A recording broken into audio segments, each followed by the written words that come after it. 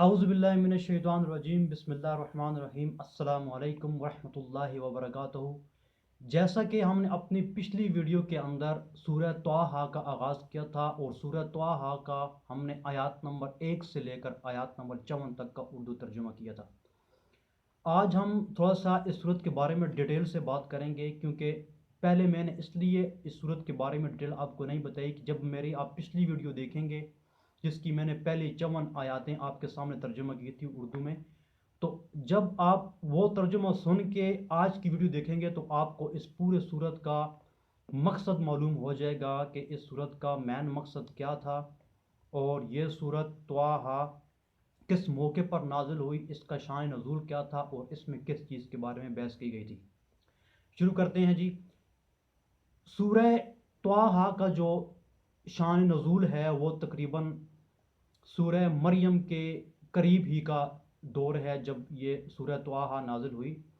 اور ممکن ہے کہ یہ سورت جو نازل ہوئی یہ ہجرت حبشہ کے زمانے میں یا اس کے بعد نازل ہوئی ہو۔ بہرحال یہ تو ایک علیحدہ بات ہوئی۔ اب آتے ہیں مین نقطے کی طرف، وہ یہ کہ حضرت عمر فاروق رضی اللہ تعالیٰ عنہ جب نبی کریم صلی اللہ علیہ وسلم کو نعوذ باللہ قتل کرنے کے لیے جا رہے تھے تو راستے میں انہیں ایک شخص ملا، اور اس شخص نے حضرت عمر رضی اللہ عنہ سے کہا کہ اے عمر، کیا تو نے اپنے گھر کی بھی خبر لی ہے کہ تیری بہن اور تیرا بہنوئی اس نئے دین میں داخل ہو چکے ہیں؟ یہ خبر سننی تھی کہ حضرت عمر فاروق رضی اللہ تعالیٰ عنہ جو کہ ابھی ایمان نہیں لائے تھے آگ بگولا ہوئے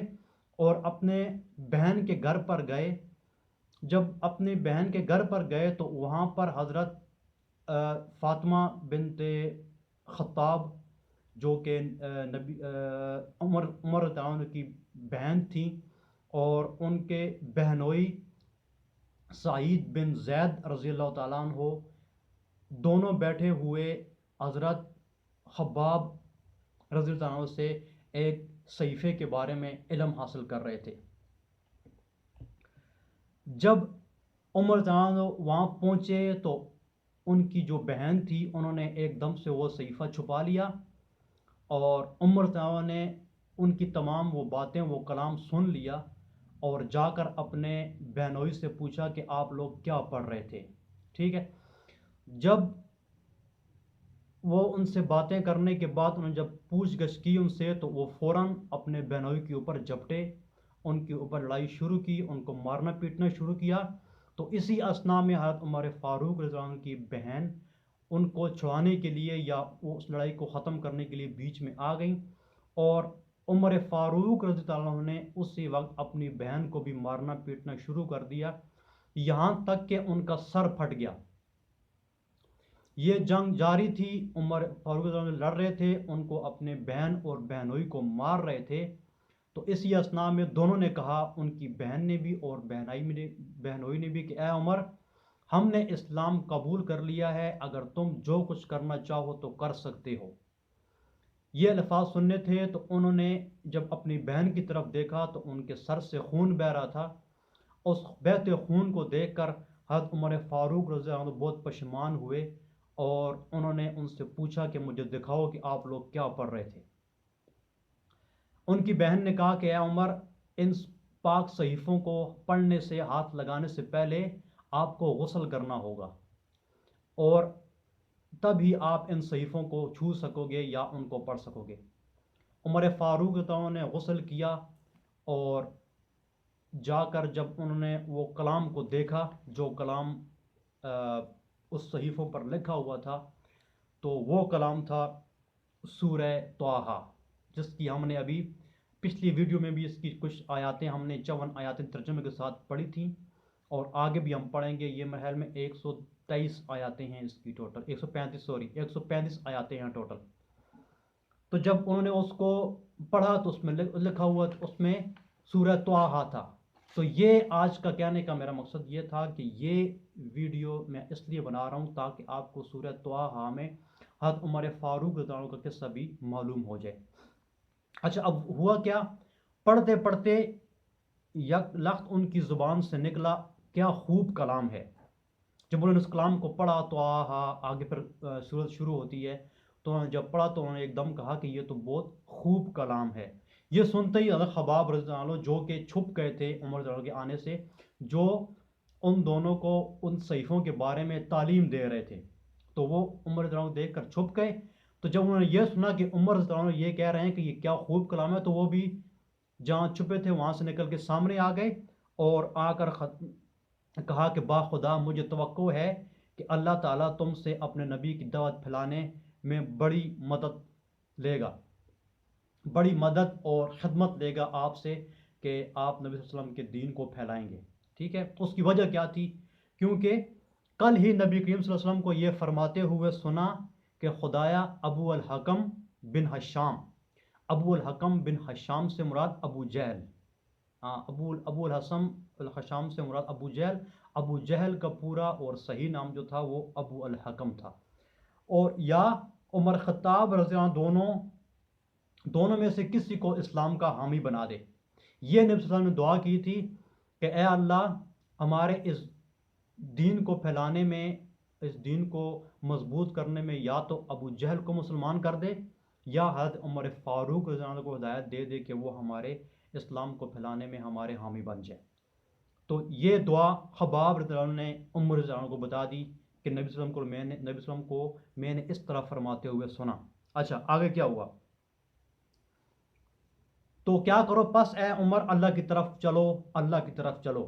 جب یہ الفاظ عمر رضی اللہ عنہ نے سنے خباب رضی اللہ عنہ کے منہ سے، تو جو رہی کسر باقی تھی وہ بھی پوری ہو گئی، اور اسی وقت حضرت خباب رضی اللہ عنہ کے ساتھ آپ تشریف لے گئے، یعنی کہ عمر فاروق رضی اللہ عنہ، اور نبی کریم صلی اللہ علیہ وسلم کی خدمت میں حاضر ہوئے اور وہاں پر جا کر اسلام قبول کیا۔ اور یہ جو سارا واقعہ ہے، یہ جو سارا قصہ ہے، یہ ہجرت حبشہ سے تھوڑی مدت بعد کا ہے۔ آگے اب آتے ہیں اس کے موضوع کے اوپر اور بحث کے اوپر کہ اس صورت کے اندر کیا کیا بحث ہوئی، کس موضوع پر یہ صورت اتری ہوئی، اس میں کون سی باتیں بیان کی گئیں، کون سے قصے بیان کیے گئے۔ تو نمبر فرسٹ جو ہے آتا ہے وہ ہے سب سے پہلے صورت کا آغاز۔ صورت کا آغاز اس طرح ہوتا ہے کہ اللہ تعالیٰ نبی صلی اللہ علیہ وسلم کو کہہ رہے ہیں کہ اے نبی صلی اللہ علیہ وسلم، یہ قرآن ہم نے تم پر اس لیے نازل نہیں کیا کہ تم خواہ مخواہ مصیبت میں پڑ جاؤ، یعنی کہ یہ قرآن ہم نے آپ کے اوپر پریشانی مصیبتوں میں پھنس رہنے کے لیے نازل نہیں کیا۔ اس سے مراد یہ ہے، اس کا مقصد یہ ہے کہ جو لوگ ایمان نہ لانے والے ہوں، یعنی نہ ماننے والے ہوں، تو آپ ان کو زبردستی منا نہیں سکتے۔ تو جو لوگ ہر درمی لوگوں کے دلوں میں ایمان پیدا کر کے دکھاؤ، ایسا نہیں ہو سکتا۔ جو لوگوں کے یعنی کہ دلوں میں آپ ہر درم لوگوں کے دلوں میں آپ ایمان پیدا نہیں کر سکتے، زبردستی آپ ان کو اسلام میں داخل نہیں کر سکتے۔ ہم نے یہ قرآن اس لیے نازل کیا کہ اس کے اندر جو نصیحتیں بیان کی گئی ہیں یہ آپ ان کو یاد کروائیں۔ آپ قرآن کے نازل ہونے میں مصیبت میں نہ پڑیں، لوگوں کو زبردستی دین کی طرف نہ کھینچیں،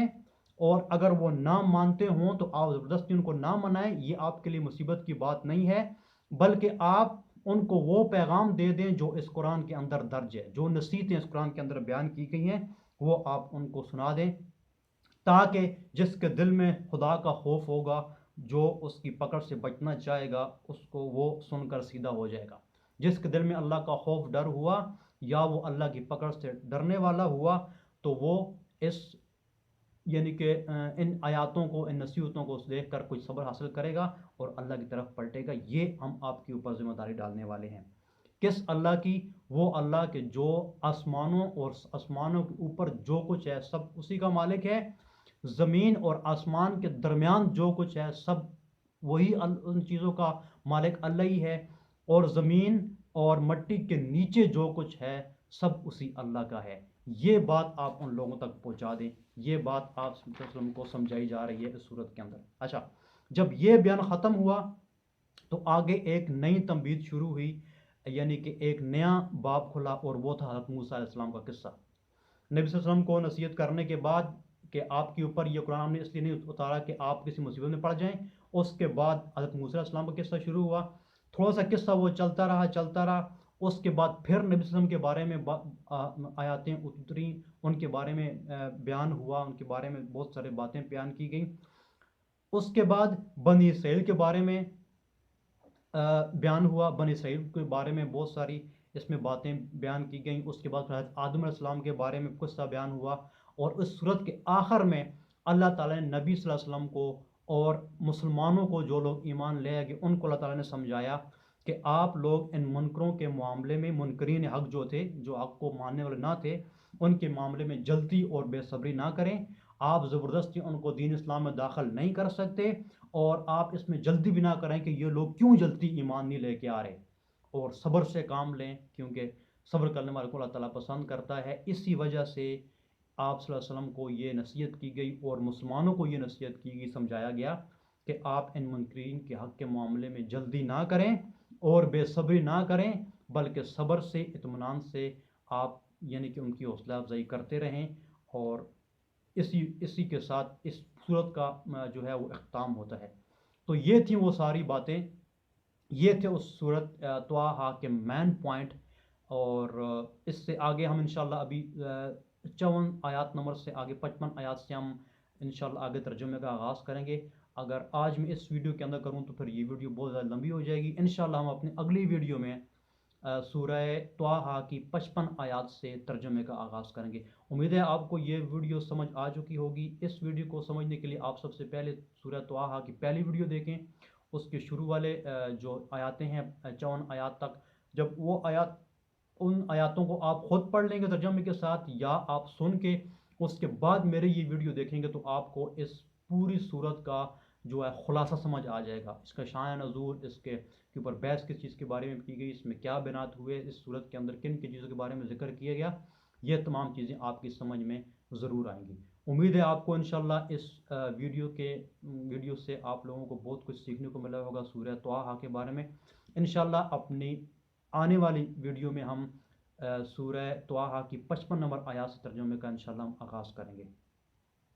صدق اللہ العظیم. اللہ تعالیٰ ہمیں قرآن پاک پڑھنے، سمجھنے اور اس پر صحیح معنوں میں عمل کر کے زندگی گزارنے کی توفیق نصیب عطا فرمائے. السلام علیکم ورحمۃ اللہ وبرکاتہ.